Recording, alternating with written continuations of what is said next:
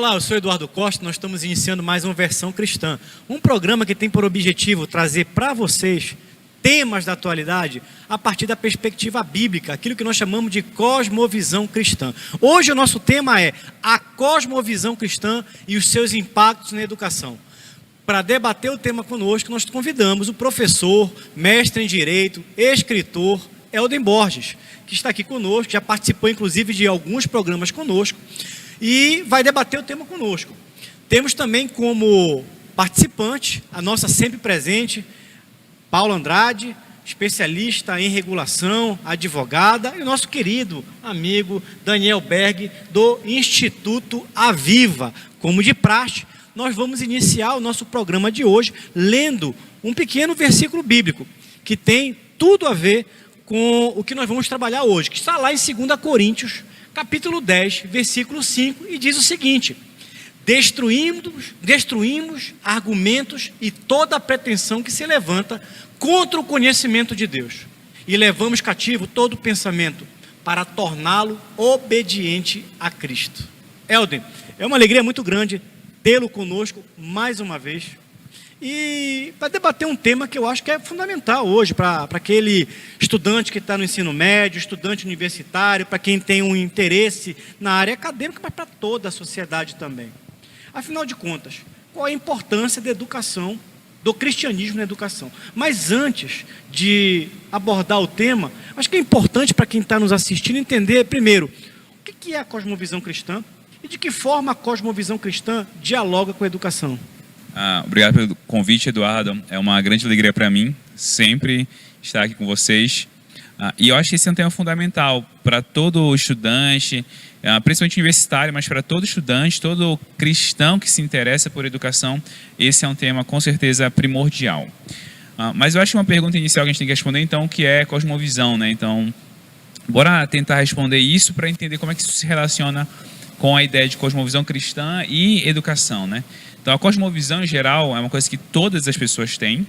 Então, tem um autor, que é Francis Schaeffer, que diz que desde a pessoa que limpa um local até um grande professor universitário, todos têm uma cosmovisão, todos nós temos, que nada mais é do que um compromisso que nós temos da nossa mente, do nosso coração, com aquilo que a gente considera como o mais fundamental na vida. E todos nós lidamos com a realidade, lidamos com outras pessoas, lidamos com conhecimento a partir dessa perspectiva. Então, um filtro a partir do qual eu enxergo o mundo. E, obviamente, para um cristão, esse filtro é a palavra de Deus. Isso muda todas as coisas. Então, a forma como você enxerga o mundo muda como você lida com as pessoas, muda como você enxerga o conhecimento, como você enxerga a ciência, como você enxerga a educação. E a cosmovisão cristã, ela oferece para o cristão uma forma totalmente distinta de enxergar a educação. O cristianismo é uma religião que nos chama a estudar, que nos chama a usar a nossa inteligência como nenhuma outra religião faz. Então, acho que esse é o ponto principal que nós temos que saber sobre isso, né? A cosmovisão cristã, ela muda radicalmente a forma como nós lidamos com a nossa inteligência. Muito bem, você colocou uma questão que eu acho fundamental, porque nós já falamos, inclusive nós tivemos um programa anterior aqui, quem quiser pode consultar inclusive no YouTube esse programa, onde nós falamos o que é cosmovisão, o que é cosmovisão bíblica, cosmovisão cristã, e nós vimos, como você mesmo falou, que a cosmovisão é um filtro. Eu gosto muito de uma frase, né, que é a lente com a qual nós enxergamos o mundo, e muitos não percebem isso.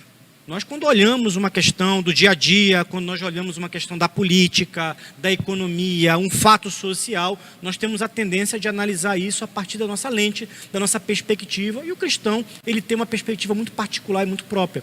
E você colocou que essa perspectiva cristã tem um impacto na forma como o cristão vê a educação. E aí a pergunta é, como é que o cristão vê a educação? É muito interessante, Eduardo, que a gente tem, para compreender como o cristão lida com a educação, né, como outras religiões, né, lidam com a educação. As outras religiões, em geral, elas são religiões que a gente vai dizer assim, ritualistas. O que é que significa isso? Você pratica o ritual, você se envolve de uma certa prática religiosa e isso é suficiente. Mas o cristão não. O cristão ele é chamado a crer em uma certa doutrina. Todo novo convertido ao cristianismo, ele é chamado ao quê? A aprender doutrinas básicas. Não importa qual a religião, não importa qual vertente, melhor dizendo, do cristianismo. Cristianismo protestante tradicional, cristianismo protestante pentecostal, catolicismo, todos os cristãos são chamados a aprender doutrinas básicas. O que é que significa isso? Todo cristão é chamado a usar a sua inteligência. E isso nos torna, então, né, uma religião que nos incentiva a pensar. E aí ele diz assim, não, mas pensar só em aspectos religiosos? Não. Pensar sobre tudo. O cristianismo é uma religião que nos chama a refletir. Então, só trazendo já para uma questão um pouco mais específica sobre educação, né? O cristão, ele é chamado a ver o mundo como obra de Deus. Qual é o impacto disso na vida do cristão? Ele é chamado a estudar essa obra de Deus. Por isso o cristão produz ciência. Por isso que o cristão vai estudar o mundo também. Porque ele vê isso como obra de Deus. Então, tanto no aspecto mais doutrinário, quanto no aspecto científico propriamente dito, o cristão, ele é chamado a estudar, usar sua inteligência e produzir conhecimento. Helder, e você falando isso, trazendo isso para a gente, eu estou lembrando aqui que desde da minha tenridade, eu nasci num berço cristão, num berço evangélico. A gente participa da igreja e participa todo domingo da Escola Bíblica Dominical, e eu acredito que há 52 anos eu participo de Escola Bíblica Dominical.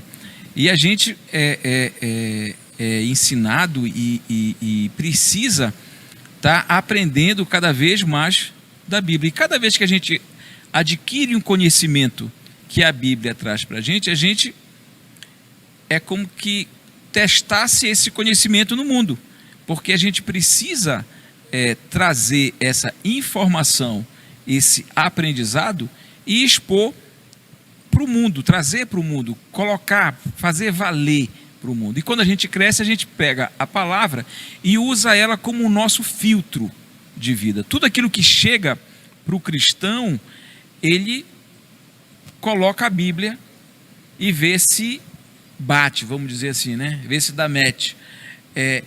Porque a Bíblia, ela é a verdade para o cristão.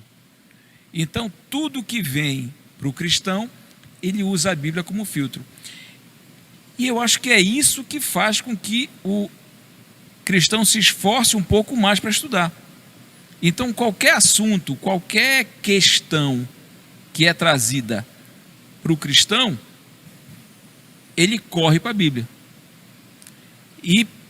Ou deveria correr, né, Berg? Ou deveria correr. Aí o Helder vai falar para a gente como é que são os tipos de cristão. Mas a Bíblia, sim, ou deveria ser, como diz o Eduardo, a base de conhecimento para todo cristão. A palavra de Deus diz assim, que o princípio da sabedoria é o temor de Deus. E a gente só vai ter esse respeito e essa dedicação a Deus se a gente conhecer a palavra. E eu acho que é por isso que a gente tem que meditar. A palavra mesmo diz, nós devemos meditar na palavra de dia e de noite. Helder, e outra questão que me chama a atenção é o incentivo, inclusive com a questão da escola dominical, de uma cosmovisão de disciplina diária de leitura, disciplina diária de oração. E essas disciplinas do estudo com o texto, e a Bíblia não é um texto fácil de leitura, isso desenvolve um intelecto na criança. Você percebe crianças que têm uma desenvoltura na leitura, ela tem que lidar com palavras difíceis. Algumas igrejas fazem ainda a prática que é louvável de decorar versículos na infância. Isso trabalha também a memorização e outras questões que fazem com que a criança lembre do versículo e faça a aplicação. E são métodos e são formas usadas numa educação cristã com mandamento na Bíblia e que remontam boas práticas de ensino e estudo. Isso ajuda? Então, esses dois pontos eles destacam uma relação que ela é muito clara entre a doutrina cristã e a prática. O que é que significa isso? A verdade que eu acabei de apresentar, que eles comentaram, ela é confirmada historicamente. O que é que significa isso? Que essa afirmação que eu fiz, de que o cristianismo se volta à verdade, se volta a doutrinas verdadeiras, pode ser confirmada na história. Como, por exemplo, nós temos, ao longo da história, a fundação das universidades como fruto de uma ação cristã. Por que as universidades surgiram historicamente como fruto de uma ação cristã? Porque os cristãos estão preocupados em gerar bom conhecimento. A escola bíblica dominical, hoje ela é uma escola bíblica, né? Mas na origem ela é uma escola que ensina educação básica para aquelas crianças. Então ela é uma escola que funciona dia de domingo dentro da igreja para ensinar crianças que não têm acesso à educação básica. Então nós temos historicamente confirmado que o cristianismo produz bons intelectuais, produz conhecimento, produz a fundação das universidades, produz ensino básico de qualidade. Então, isso é nítido ainda quando você analisa, por exemplo, o grau educacional de cristãos e não cristãos. Então, principalmente aqui, sendo mais específico, de evangélicos. Os evangélicos, mesmo em realidades extremamente carentes, apresentam um nível educacional superior. E isso aqui não é um dado cristão ou aleatório, mas isso é um dado que pode ser confirmado sociologicamente, antropologicamente. Por quê? Porque o cristianismo incentiva, mesmo em comunidades carentes, essa formação educacional básica. Aliás, isso se remete, inclusive, a uma obra clássica, né? A Ética Protestante e o Espírito do Capitalismo, do Max Weber. Quem já teve a oportunidade de ler essa obra, no primeiro ensaio que o Max Weber publica, em 1904, ele se baseia em uma tese de doutorado de orientando seu, que fez um levantamento estatístico da participação, do grau de instrução nas diversas regiões da Alemanha. E ele descobriu, buscando entender por que as regiões de origem ou de maioria protestante tinham mais desenvolvimento e por que nas empresas e nos órgãos públicos os protestantes ou filhos de protestantes galgavam espaços de liderança. Ele descobre que em função da instrução, e ele vai chegar justamente a entender e a pesquisar mais sobre isso, que nas escolas técnicas, tecnológicas, inclusive de ensino superior, havia uma maioria de pessoas de origem protestante, né? Judeus e protestantes. Então isso ajuda a entender um pouco por que as regiões de maioria protestante tiveram um maior nível de desenvolvimento. E uma coisa que você tocou, que eu acho que é importante também, Helder, que eu queria até explorar um pouco mais contigo, talvez não nesse bloco, talvez no próximo bloco, muita gente acha que é evangélico, então é uma pessoa pouco culta, que lê pouco, ou pouco dada aos estudos, e esquece um pouco da história. Você mencionou uma coisa importante. Quando a gente olha, por exemplo, a universidade é uma instituição medieval. E a importância da Igreja Católica para o surgimento das primeiras universidades, ela é historicamente relatado. E quando você vai nos Estados Unidos, por exemplo, que tem hoje as maiores universidades do mundo, as universidades, 90% das universidades americanas têm origem em instituições confessionais protestantes, não é isso? E não só nos Estados Unidos. No Brasil, as universidades particulares de ponta são de origem cristã. Então, nós temos milhares, ou não sei os dados exatos do MEC, mas você tem centenas de universidades particulares. Quando você vai olhar esse cenário de universidades particulares no Brasil, as universidades de ponta, em sua enorme maioria, são instituições religiosas, de origem cristã especificamente. Então, esse parece ser um dado incontestável. Então, ao longo da história e nos diversos países de origem cristã que nós temos, o cristianismo foi fundamental no processo educacional, não só de seus membros, mas da comunidade como um todo. A própria educação pública, né? A educação pública, ela tem origem justamente na Reforma Protestante. Perfeito. E outra questão que também tem relatos e livros da questão da linguística. o compromisso com a linguística e com a antropologia para a tradução da Bíblia. Paula, muito bem colocado. Muitas línguas têm o seu vernáculo hoje em função justamente do esforço dos missionários na tradução da Bíblia. Então, você tem, por exemplo, línguas que, inclusive hoje no Brasil, línguas estão neste momento sendo dos povos estudadas. originários que estão tendo justamente a sua preservação em função do esforço de muitos missionários em traduzir a Bíblia para essas línguas. O alto-alemão, até hoje, é definido a partir da tradução da Bíblia feita por Lutero. O alto-alemão escrito é o alto-alemão da Bíblia de Lutero. O inglês, você tem aí justamente a Bíblia do Rei James, né? Quer dizer, as Bíblias, inclusive com a Reforma Protestante, foram importantes para sedimentar a própria linguagem, as línguas e justamente a forma de escrita, né? A escrita também, né? A Bíblia foi o primeiro livro a ser editado e impresso. Isso tudo traz Nós estamos chegando no final importante. do nosso primeiro bloco, e aqui eu estou com diversas perguntas e muita coisa interessante, mas eu já quero lançar uma pergunta, Helder, para a gente começar o segundo bloco e começar a discutir por aí. A importância da Reforma Protestante na sociedade contemporânea, no desenvolvimento da ciência, da educação. Eu quero que você fale um pouco mais sobre isso. Não desligue a sua televisão, não mude de canal, são apenas 2 minutinhos. E já nós voltamos aqui com o professor Helder Borges falando sobre o papel e impacto da cosmovisão cristã na educação. Eu quero falar um pouco contigo também, Helder, não somente da educação superior, mas da educação básica. Já nós voltamos.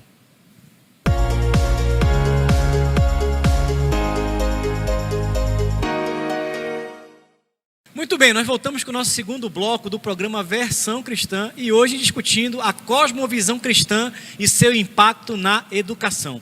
Como convidado, nós estamos recebendo o professor Helder Borges. Helder, nós fechamos o bloco anterior falando um pouco da questão do impacto do cristianismo no desenvolvimento das universidades, mas eu queria aprofundar um pouco mais esse debate contigo. Afinal, de que forma a Reforma Protestante foi importante para o desenvolvimento da ciência, para a formação da sociedade contemporânea, para a educação superior e também para a educação básica? Excelente pergunta, Eduardo. A gente tem aqui pelo menos 2 pontos importantes a destacar. O primeiro ponto é o dogma ou a afirmação da Reforma Protestante de apenas a Escritura, ou só a Escritura. O que é que significa isso? Significa que todo cristão ele tem que ter acesso à palavra de Deus e ele tem o dever e a responsabilidade de estudar e examinar a palavra de Deus. Qual a consequência disso? Ele tem que ter acesso a ela, ele tem que ler, ele tem que saber ler a palavra de Deus e ler tanto no sentido de ser alfabetizado quanto de conseguir compreender a palavra. E isso retira o fardo de simplesmente aceitar uma autoridade cega. Ou seja, de simplesmente reproduzir aquilo que me foi ensinado. Eu preciso aprender, eu preciso estudar e eu preciso avaliar aquilo que me é dado, aquilo que me é afirmado.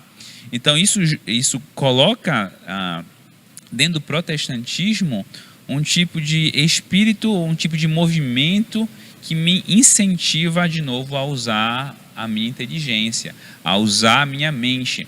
O Berg citou no primeiro bloco, né, que Provérbios fala muito sobre entendimento ou sabedoria, mas o apóstolo Paulo também fala muito sobre entendimento e sabedoria, de ter uma mente transformada, de ter uma mente conformada à mente de Cristo, ou seja, de usar essa mente, mas não de qualquer forma, mas sabiamente. Como é que eu vou usar essa mente sabiamente? Aprendendo a palavra de Deus. Então esse é um ponto importante. O segundo ponto importante que a reforma transforma, ou muda radicalmente eu como cristão, eu tenho uma vocação. E essa vocação não é necessariamente ser um sacerdote ou ser membro do clero, mas eu como sapateiro, a afirmação clássica que atribui a Lutero, eu como sapateiro tenho uma vocação cristã e eu tenho que usar aquilo que eu aprendi, aquilo que eu sei de Deus na minha vocação.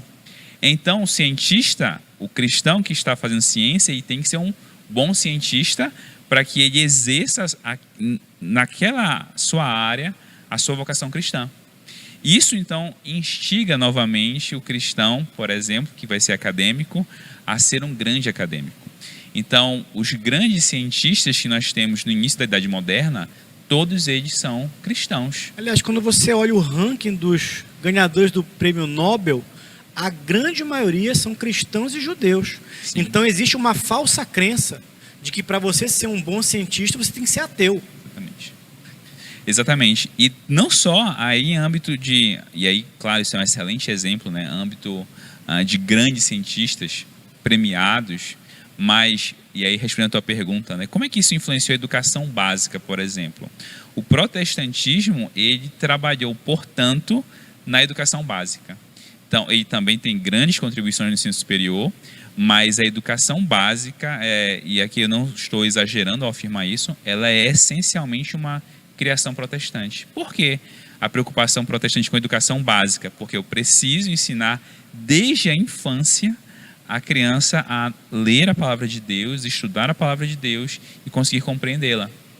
Por isso, eu preciso alfabetizar crianças. Inclusive, algumas igrejas têm por hábito, ao apresentar crianças nos cultos de apresentação, os pais se comprometerem na comunidade a ensinar e alfabetizar seus filhos. Então, existe um compromisso diante da sociedade, diante de Deus principalmente, e com aquela criança de que vai orientá-la com a educação e com o ensino, né? Isso é confirmado, olha só que interessante, isso é confirmado por pesquisadores que não são cristãos.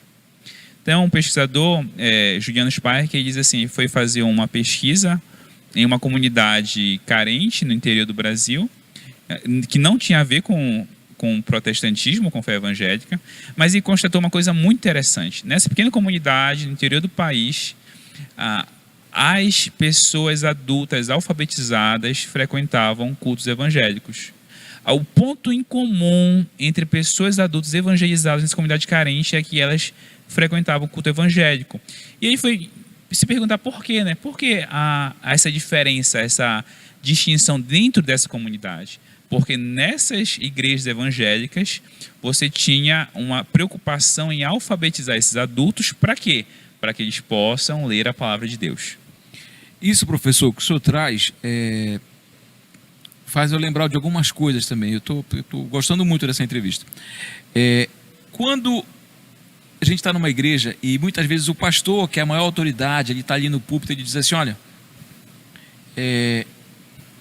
mesmo aquilo que eu falar, mesmo aquilo que eu estiver dizendo aqui, não confiem, consultem a Bíblia, porque o que vale é o que está na Bíblia. Então, se o que eu estiver falando aqui não estiver na Bíblia, não sigam. Esse é o grau de comprometimento que um cristão tem que ter com a Bíblia. E a palavra de Deus, ela diz o seguinte, que quando você for desenvolver qualquer tipo de trabalho, não deve fazer de forma displicente, mas tem que fazer como se estivesse fazendo para o próprio Deus. Então isso traz para o cristão uma responsabilidade e uma qualidade de entrega daquilo que ele está fazendo muito grande, porque ele tem que estar fazendo aquilo para Deus. E isso com certeza força ele a se esforçar mais, a buscar mais, a estudar mais e a aprender mais, para sempre estar agradando a Deus em tudo aquilo que ele fizer. A gente consegue enxergar isso? Nesse nível assim a sua pesquisa, professor? Isso fica muito claro, né? A gente chama, é um chamado à excelência, né? Então, dentro das comunidades protestantes, isso é muito nítido, né? Você tem ali um chamado a que o cristão, nesse viés aí protestante da reforma, né? De que a sua atividade é a sua vocação cristã, então você tem um chamado à excelência, você tem que fazer aquilo bem. Voltando a essa pesquisa que eu citei, esse mesmo pesquisador ele vai identificar que naquela comunidade carente, os jovens que conseguiram chegar à universidade vinham de famílias evangélicas. Então, olha só que interessante, você tem adultos ali numa realidade em que você tem um grande número de adultos analfabetos, os poucos adultos alfabetizados, em sua maioria, são frequentadores de comunidades de igrejas evangélicas, e essas famílias que foram alcançadas pela educação ensinam os seus filhos, e esses filhos têm acesso ao ensino superior. Então, o Eduardo, que também é professor universitário, ele deve ter a mesma percepção que eu tenho. Que percepção é essa? De que muitos dos nossos alunos de graduação que possuem algum tipo de destaque, algumas habilidades, competências que nós precisamos no ensino superior, vieram de famílias evangélicas. Por que isso? Porque ali, de novo, com todo esse fundamento espiritual, mas isso é materializado, em que ele aprende a ler, ele aprende a se comunicar, ele tem habilidades sociais que muitos não cristãos ou de outras origens não conseguem ter. Onde ele recebe esse conjunto de habilidades? Dentro da igreja. E aí várias atividades, né? Não só a leitura, são propiciadas pela comunidade. E o senhor falando isso, eu lembro que o meu filho, ele aprendeu as palavras com 3 anos de idade e ele aprendeu a ler com 4 anos. Por quê? Porque a gente tinha o hábito de ler a Bíblia junto com ele e de cantar hinos também, usando a harpa cristã. E ele ia aprendendo as palavras ali. Então, rapidamente ele conseguiu a aprender a ler. Então, ele passou assim, quase que escorraçado da alfabetização, porque ele não aguentava aprender tudo aquilo de novo. Já passaram ele logo para a primeira série. E eu não tinha me tocado para isso, não tinha dado muita importância para isso, porque pareceu uma coisa normal, e o senhor está dizendo que não é, né? E um outro testemunho que eu já ouvi falar também foi que uma senhora já acima de 70 anos, analfabeta, ela conheceu a Jesus, entregou a sua vida a Jesus, começou a aprender, e as pessoas liam a Bíblia para ela.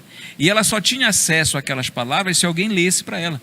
Então ela se esforçou e aprendeu a ler sozinha para poder ter acesso à Bíblia e se alimentar daquela palavra de Deus. Quero puxar uma outra questão que agora me ocorreu, Berg, que quando a gente fala, por exemplo, de educação, e a gente lembra muitas vezes da educação clássica, né? Educação que veio lá do movimento escolástico. A gente fala muito em educação hoje na questão do ler, mas não é só isso. Quando a gente olha a educação clássica, por exemplo, nos escolásticos, a oratória era um elemento importante na educação, saber falar em público. E aí eu me lembrei, Helder, que quando a gente está na universidade, quando tem um seminário, uma apresentação, um debate, normalmente os alunos de berço cristão, eles têm uma facilidade de comunicação, de oratória muito maior. E eu comentava com o Berg, eu vim de um berço cristão e eu acho que as atividades que eu participei nas igrejas, como teatro, por exemplo, quando tinha cantata, isso acabou estimulando a fala em público, a oratória, a perda do medo de falar em público, a vergonha. E eu vejo que a escola bíblica é importante também para isso. Qual é o teu sentimento em relação a isso? É na mesma direção dos teus apontamentos, né? Então, coisas que a pedagogia moderna diz que descobriu, né, é uma prática já comum no ambiente de uma igreja evangélica, de uma comunidade evangélica. Então, por exemplo, algumas vertentes pedagógicas dizem, não, eu preciso integrar diferentes faixas etárias para elas conseguirem aprender habilidades distintas umas com as outras. A igreja faz isso há muito tempo. Porque a igreja ela faz uma criança, por exemplo, conviver com outras faixas etárias, ela agrupa essas faixas etárias e aí elas vão aprendendo umas com as outras. Então, habilidades como de socialização, oratória, isso é um ponto muito visível em alunos de origem evangélica. Música, né? Música, excelente. Então, a gente tem dados no Brasil interessantes. Então, a esmagadora maioria dos que compõem orquestras no Brasil são de origem evangélica, porque o evangélico ele incentiva isso e essa é uma necessidade da igreja, então a igreja incentiva isso. E aí você tem evangélicos que às vezes é de uma comunidade de novo carente e pessoas de classe média alta, porque é o único nível que consegue investir em música nos seus filhos. Então olha só o que a igreja é capaz de fazer e aí a gente pode pegar o Estado não consegue fazer, que as outras políticas que não seja a igreja não consegue fazer. É por isso que esse autor que eu citei, Juliano Spahr, vai dizer que a igreja evangélica ela é um estado de bem-estar social paralelo e que funciona. Diferente do que o Estado propõe fazer e não consegue. E dentro dessa ótica, O que se fala hoje, está em voga a parceria com o terceiro setor, né? O terceiro setor, a importância, como o Estado tem que interagir com ele. O terceiro setor, igreja, funciona, traz paz social, é um fator psicossocial importante na convivência social. Muitas questões, sim, e erros podem acontecer eventualmente, mas ele também media conflitos. Você chega na igreja, você vai ter pessoas que vão ouvir situações, vão tentar resolver, vão tentar trazer soluções. E isso envolve conhecimentos, habilidades e atitudes, coisas que hoje se debate muito com relação à gestão, tanto na atividade privada quanto na pública. E você desenvolve dentro da igreja. Você consegue trazer pessoas que buscam paz, porque a própria Bíblia estabelece princípios. Você tem que manter paz com as pessoas.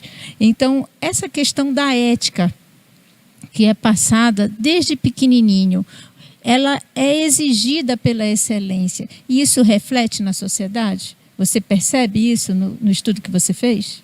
Então, com certeza a gente vai ver esse impacto dentro da sociedade. Então,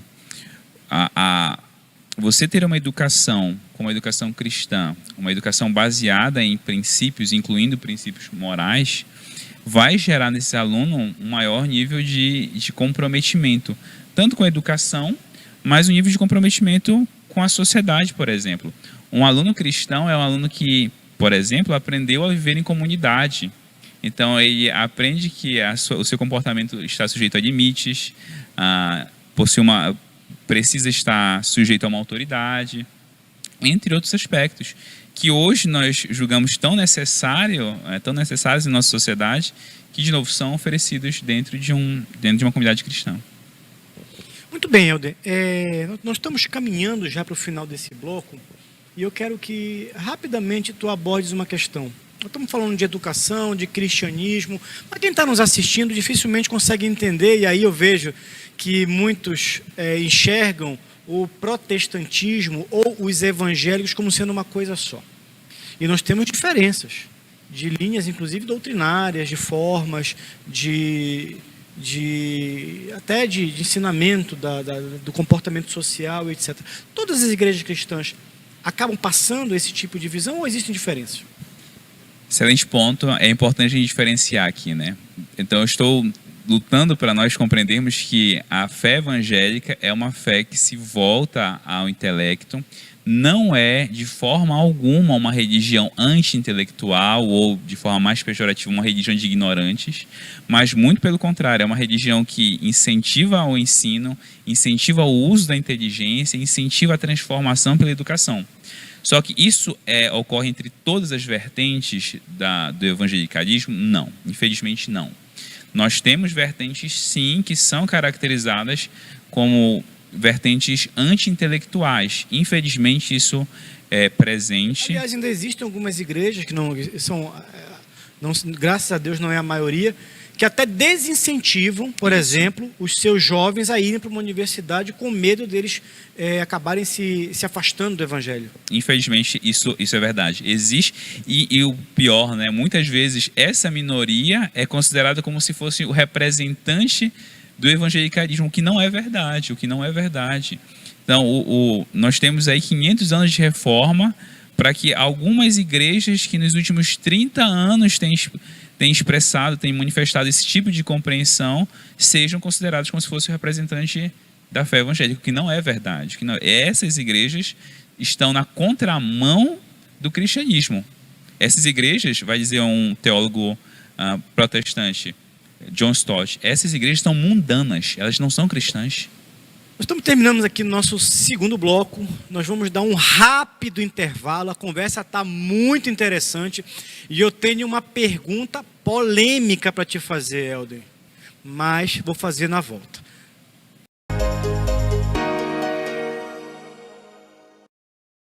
Muito bem, nós voltamos com o nosso terceiro bloco do programa Versão Cristã, hoje falando sobre a cosmovisão cristã e o seu impacto na educação. Uma conversa, um bate-papo super interessante aqui com um professor, escritor, advogado, mestre em Direito, Helder Borges.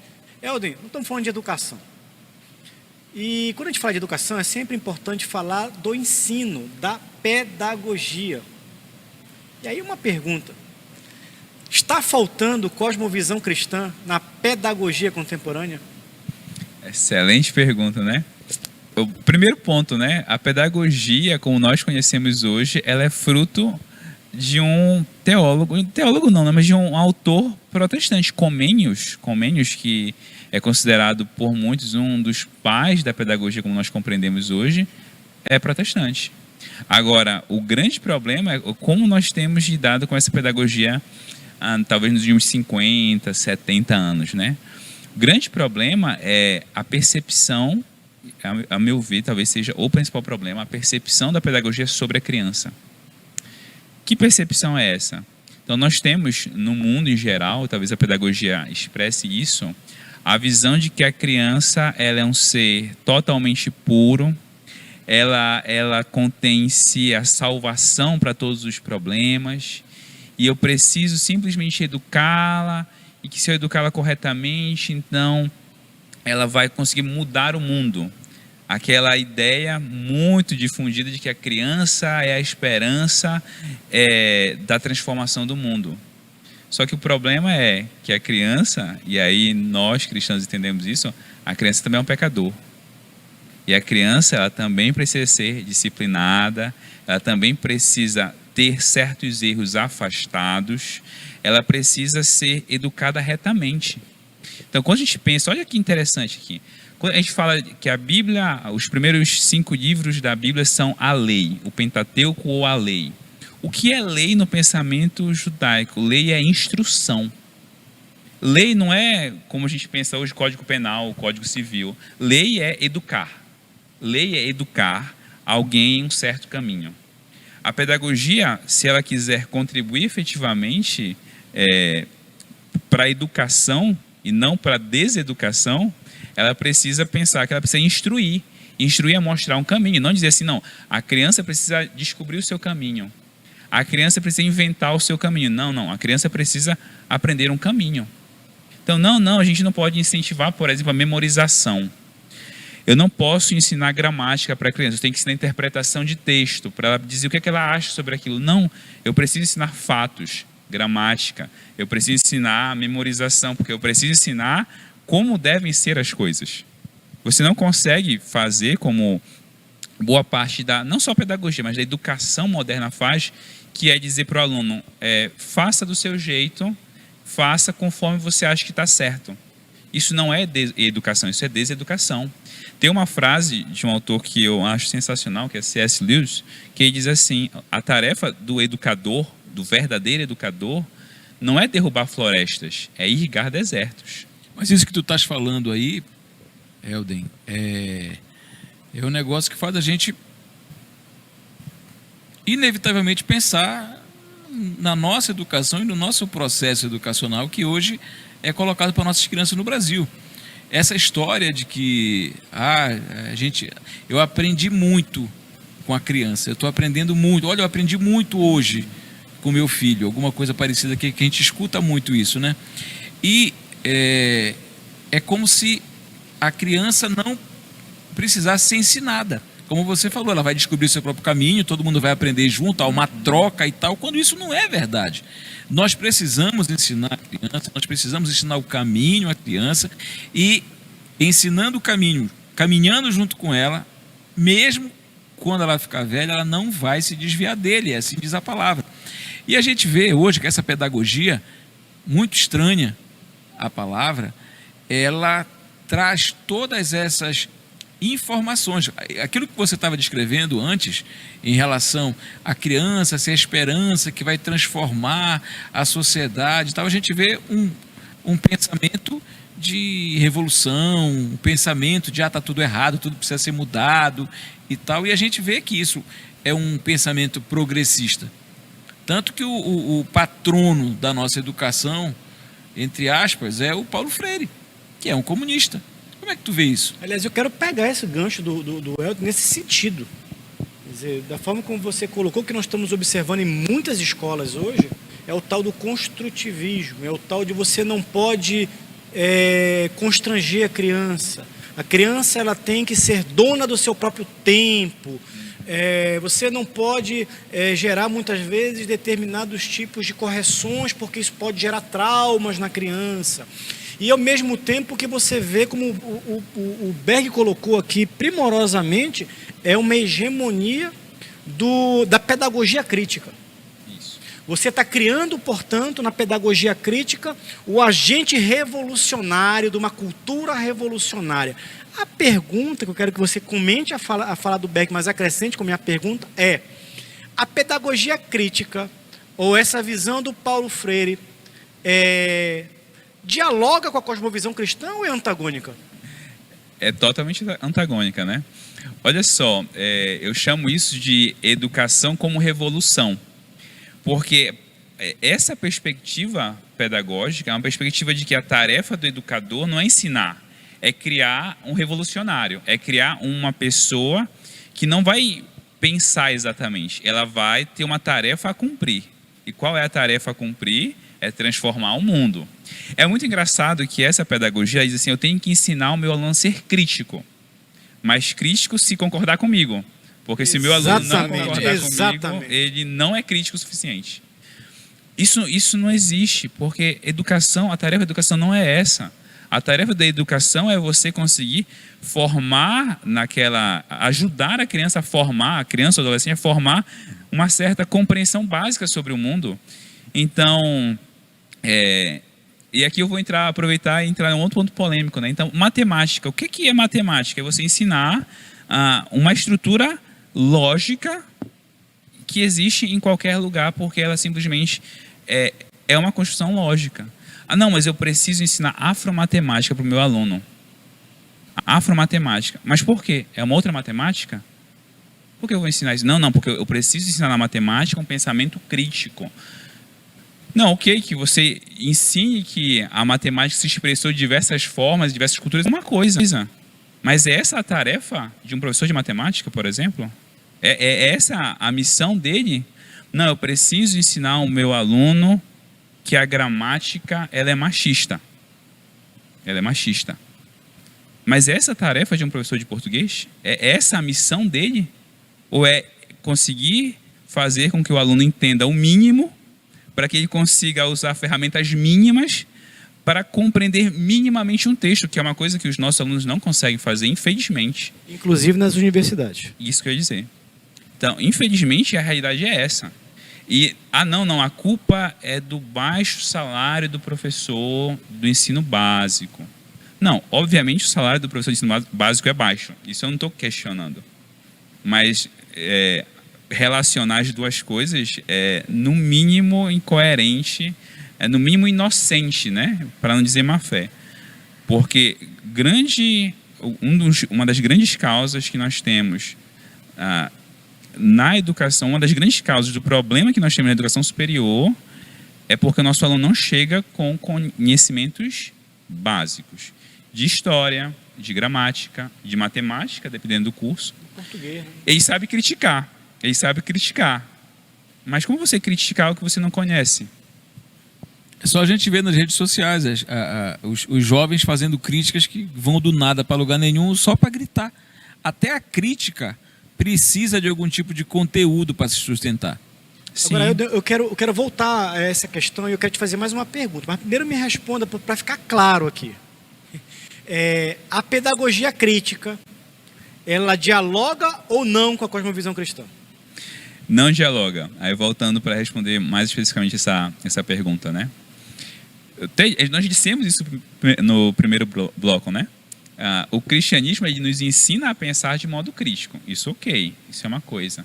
O problema dessa chamada pedagogia ou das teorias críticas é que simplesmente só sobra crítica. Não sobra mais nada. E muitas vezes uma crítica vazia, né? Isso.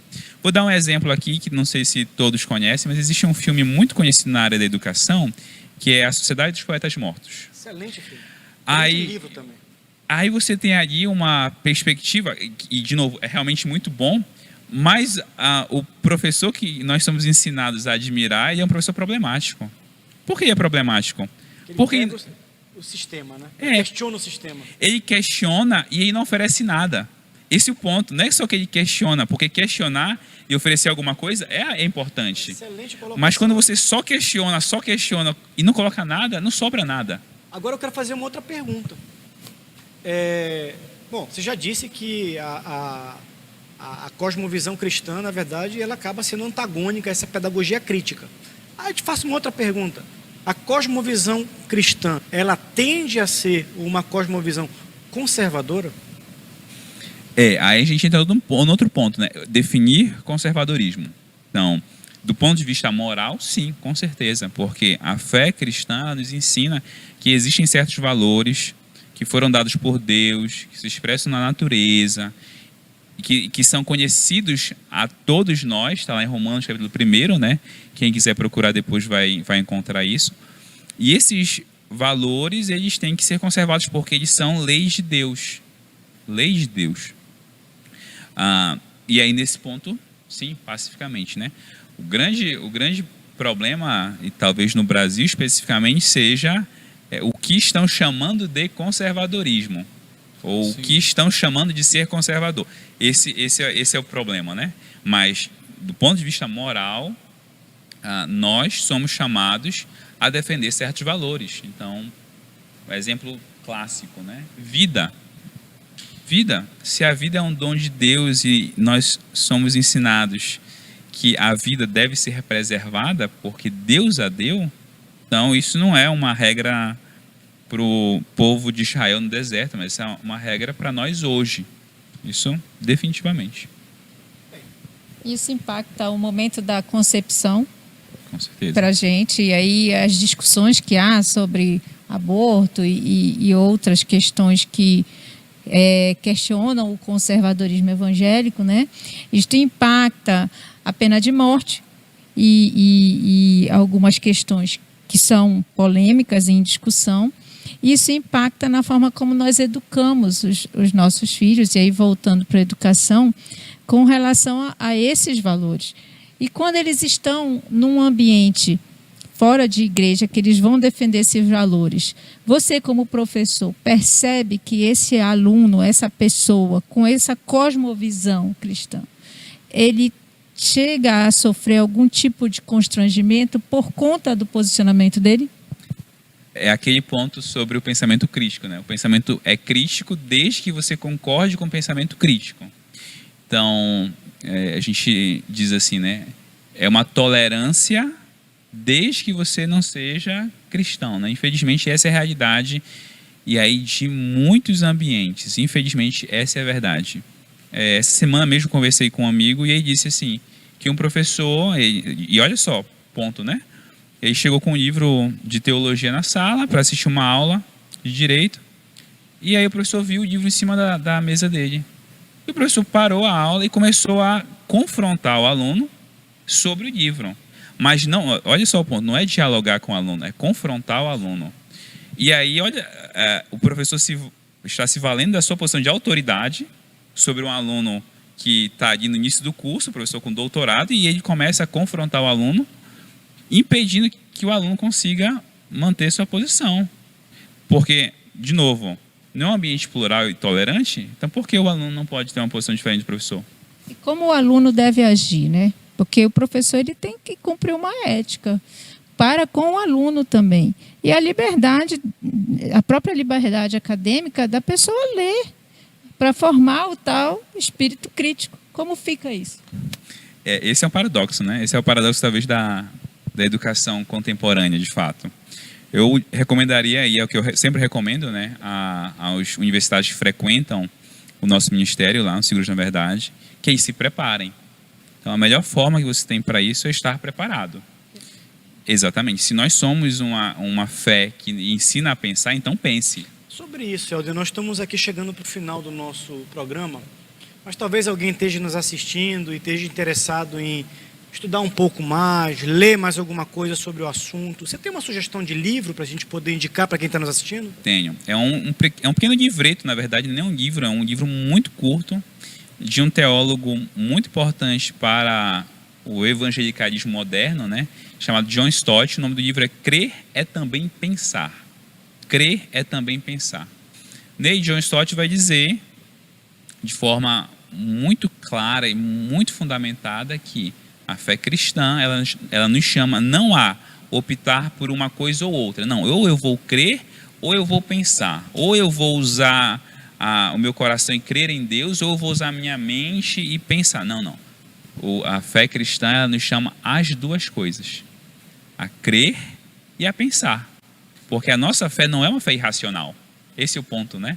Se nós formos pensar o cristianismo, a nossa fé, ela não é de modo algum uma fé irracional. Ao contrário, é uma fé com muitos fundamentos. Muito bem, nós estamos chegando ao final do nosso programa. Infelizmente, eu estou aqui com 200 perguntas para te fazer, Elden.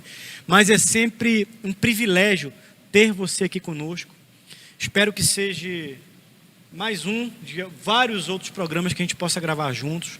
Você que nos assistiu, você tem uma série de programas que você pode consultar também na nossa playlist no YouTube, inclusive com a participação do professor Elden Borges aqui, falando sobre cosmovisão. Nós vamos gravar, eu acho que um próximo programa, Daniel Beck, sobre conservadorismo, porque eu acho que é importante a gente falar sobre o cristão e o conservadorismo. Mas nós queremos agradecer a presença de você, a presença da Paula, a presença do Berg. Muito obrigado. Que Deus abençoe tremendamente a sua vida, você que está nos assistindo, e grave essa mensagem final. Crer é também pensar. Que Deus te abençoe.